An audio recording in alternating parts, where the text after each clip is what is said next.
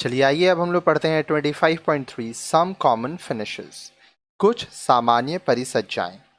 Let us now discuss the basic characteristic of different finishes that can be applied on a fabric. अब हम विभिन्न परिसज्जाओं की मूलभूत विशेषताओं के बारे में पढ़ेंगे।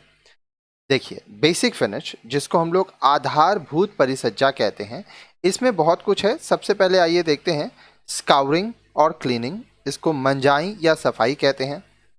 Fabrics received as grey clothes have a lot of impurities naturally present in them.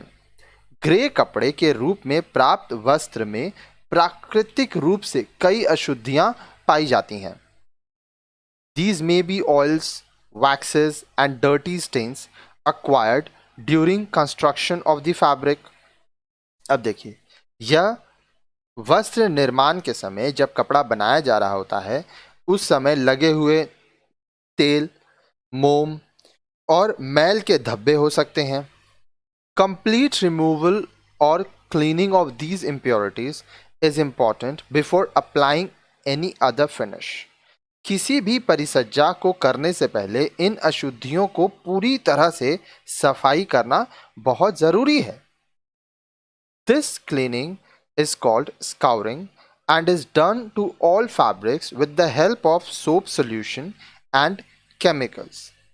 अब देखिए, ये जो सफाई है, ये जो मंजाई है, ये सब वस्त्र में किया जाता है। और ये कैसे किया जाता है? इसके लिए साबुन व अन्य रासायनिक पदार्थों का उपयोग किया जाता है। After cleaning, the fabric becomes smooth, neat and more absorbent. सफाई के बाद जो कपड़ा है, जो वस्त्र है, वो अधिक चिकना हो जाता है, साफ हो जाता है, वह अवशोषक बन जाता है। अवशोषक मतलब अब्जॉर्बेंट। ब्लीचिंग, ठीक है। अब मंजाई सफाई के बाद देखिए, एक होता है ब्लीचिंग जिसको हम लोग विरंजन कहते हैं।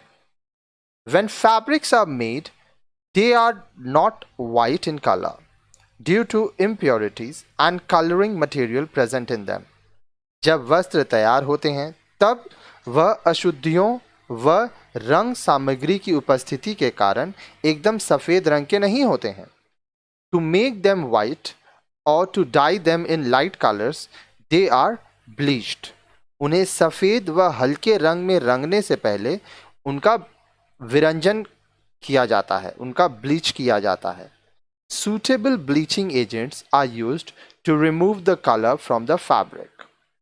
वस्त्र के अनुसार, कपड़े के अनुसार उपयुक्त विरंजक पदार्थ ब्लीचिंग एजेंट का इस्तेमाल किया जाता है और वस्त्रों से रंग हटाया जाता है। Bleaching is done for cottons, woollen and silk.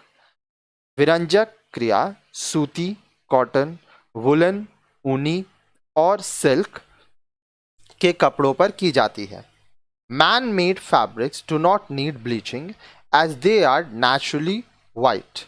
मानव द्वारा बनाया गया वस्त्र मानव निर्मित वस्त्रों पर विरंजन क्रिया नहीं की जाती क्योंकि वह प्राकृतिक रूप से सफेद ही होते हैं। Can you recall some man-made fabrics? क्या आपको कुछ मानव निर्मित वस्त्रों के नाम याद हैं? आगे के चैप्टर में आपको पढ़ाए हैं। Bleaching has to be done very carefully as the chemical which can destroy the color may also damage the fabric to some extent. विरंजक क्रिया ब्लीचिंग बहुत सावधानी पूर्वक करनी चाहिए क्योंकि रंग को हटाने वाला रासायनिक पदार्थ कपड़े को भी कुछ हद तक हानि पहुंचा सकता है। Hydrogen peroxide is a universal bleach which can be applied to all kind of fabrics. Hydrogen peroxide एक सार्वभौमिक विरंजक है जिसका सभी प्रकार के वस्त्र पर उपयोग किया जा सकता है। फिर आता है स्टिफनिंग। स्टिफनिंग को संदृढ़न कहते हैं। Stiffening means the fabric which is generally limp becomes stiff when a stiffening agent is applied. Stiffening में क्या होता है? सामान्य तौर पर जो वस्त्र लचीला हो वह संदृढ़न के पश्चात कड़क बन जाता है। How do you stiffen your cotton clothes at home? घर पर आप अपने जो कपड़े हैं, मान लीजिए आपका सूती का कपड़ा है, कॉटन का कपड़ा है, तो आप उसको किस तरह से कड़क बनाएंगे? Yes, you use maida, starch और राइस वाटर। हाँ, आप अरारोट मैदा का क्लफ लगा सकते हैं या चावल का माड़ का प्रयोग कर सकते हैं। For stiffening silk gums are used. रेशमी कपड़े को कड़क बनाने के लिए गोंद का प्रयोग किया जाता है। Stiffening gives body smoothness and lustre to the fabric. अब देखिए, कड़ेपन से वस्त्र में भारीपन, चिकनापन और चमकीलापन आ जाता है। This practice is sometimes used to cheat the customer. कई बार दुकानदार इसका लाभ उठाकर ग्राहकों को धोखा देते हैं, ग्राहकों को ठगते हैं। You must have observed that sometimes if you rub a fabric between your hands, some white powder comes out. आपने देखा होगा कि कुछ वस्त्रों को यदि आप हाथ से रगड़ेंगे तो सफ़ेद पाउडर झड़ता है। It is because the fabric has been overstarched. यह इसलिए होता है क्योंकि ऐसे कपड़े को अधिक मात्रा में क्लफ लगाना के कारण ये हुआ है। Inferior fabrics are overstarched to look dense and better. Avoid buying such fabrics. Can you say why? अब देखिए, घटिया वस्त्रों को अधिक मात्रा में क्लफ लगा दिया जाता है। ऐसे वस्त्रों को नहीं खरीदना चाहिए। क्या आप बता सकते हैं क्यों? क्योंकि ये सब वस्त्र अच्छे नहीं होते हैं। इनको सिर्फ कड़ा करके आप लोगों को बेच दिया जाता है। तो हम लोग तो ऐसे भी खराब सामान नहीं खरीदते हैं। स्पेशल फिनिश, जिसको हम लोग विशिष्ट परिसज्जाएं कहते हैं। मर्सराइजेशन, जिसको मर्सरीकरण कहते हैं। Before finishing, cotton is a dull and rough fabric which wrinkles easily. परिसज्जा से पहले सूती कपड़ा डल, निष्प्रभ व खुरदुरा, रिंकल होता है, रफ होता है, जिस पर आसानी से सिलवटें आ जाती हैं, रिंकल्स हो जाते हैं। When it is mercerized by using chemicals, for example sodium hydroxide, it becomes strong, lustrous and dyes well as it is now more absorbent. अब देखिए, जब रासायनिक पदार्थों जैसे कि सोडियम हाइड्रोक्साइड के उपयोग से इस सूती वस्त्र पर मर्सरीकरण किया जाता है तो यह मजबूत, चमकीला और रंग आसानी से अवशोषित करने वाला बन जाता है। This is a durable finish. यह एक स्थायी परिसज्जा है। Nowadays, this finish has become almost a routine finish for all cottons. आजकल यह परिसज्जा सूती वस्त्रों पर नियमित रूप से की जाती है। Threads used for stitching are also mercerized. Can you say why? सिलाई के उपयोग में आने वाली धागे में भी मर्सराइज किया जाता है। क्या आप बता सकते हैं क्यों? क्योंकि इससे ये मजबूत बनता है और आपके लिए अच्छा रिजल्ट देता है। श्रिंकेज कंट्रोल और एंटी श्रिंक, सिकुड़न नियंत्रण कहते हैं इसको। What happens when your new shirt becomes small after washing? जब आपकी नई कमीज धोने के बाद छोटी हो जाती है तब क्या होता है? Reduction in size of a fabric after it is washed is known as shrinkage. धोने के बाद जब आपके कपड़ों के आकार में कमी हो जाती है, वो छोटा हो जाता है, तो उसे ही सिकुड़न कहते हैं।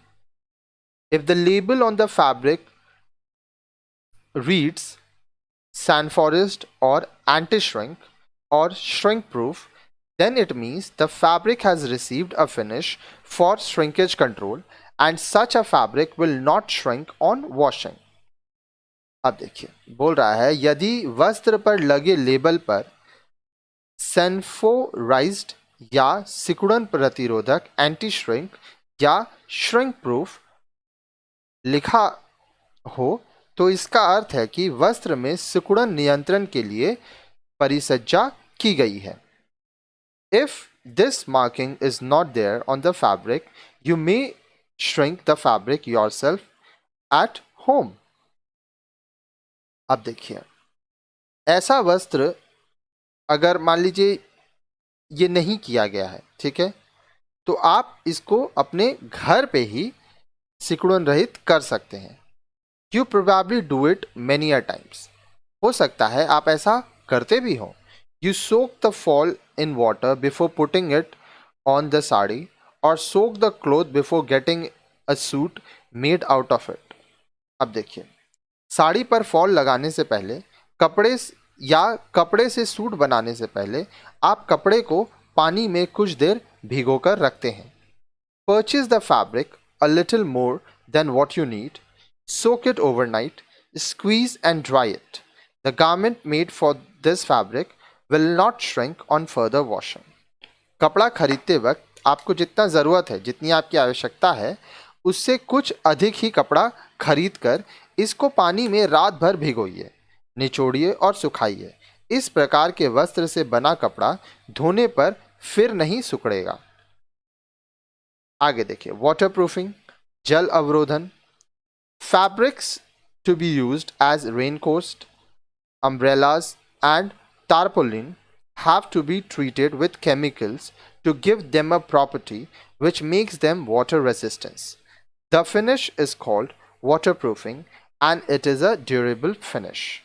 अब देखिए, बरसाती, रेनकोट, छाते, अम्ब्रेला और तारपोलिन में प्रयुक्त होने वाले वस्त्रों में रासायनिक क्रिया द्वारा जल अवरोधक वाटर रेजिस्टेंट गुण उत्पन्न किए जाते हैं।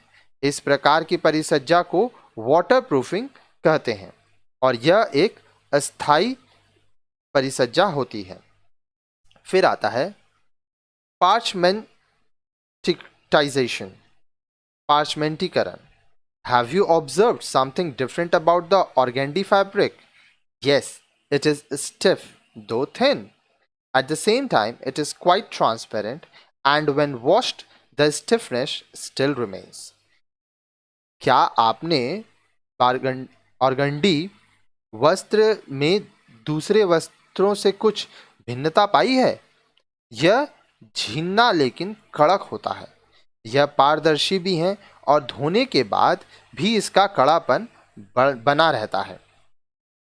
This is because of a finish called parchmentization, resulting in a permanent stiffness. You do not need to apply starch or organdy sarees. ऐसा पार्चमेंटीकरण परिसज्जा के कारण है जो वस्त्रों को स्थायी कड़ापन देती है। इसी कारण ऑर्गेंडी साड़ी को स्टार्च लगाने की आवश्यकता नहीं होती। आगे देखिए, wash and wear. You know that cotton fabrics crush badly when in use. आप जानते हैं कि सूती वस्त्र उपयोग करने से बुरी तरह मुस जाते हैं, ठीक है, क्रश हो जाते हैं। By applying the finish of wash and wear, cotton fabrics become easy to maintain as now they do not require repeated ironing and do not wrinkle also. Wash and wear परिसज्जा के कारण वस्त्रों की देखरेख आसान हो जाती है क्योंकि उन्हें बार बार इस्त्री करने की आवश्यकता नहीं होती है। वस्त्रों पर सिलवटें भी कम पड़ती हैं। This finish is a durable one and is produced by using chemicals like resin. वस्त्रों पर यह परिसज्जा भी स्थायी है और इसके लिए रेजिन नुमा रासायनिक पदार्थों का उपयोग किया जाता है। आगे देखिए, डाइंग एंड प्रिंटिंग, जिसको रंगाई और छपाई कहा जाता है। In the market you see fabrics in plain colour और colourful design apart from white ones. बाजार में उपलब्ध वस्त्र सफ़ेद, रंगीन डिज़ाइन या फिर सादे रंग के मिलते हैं। The process of producing colours and designs are called dyeing and printing.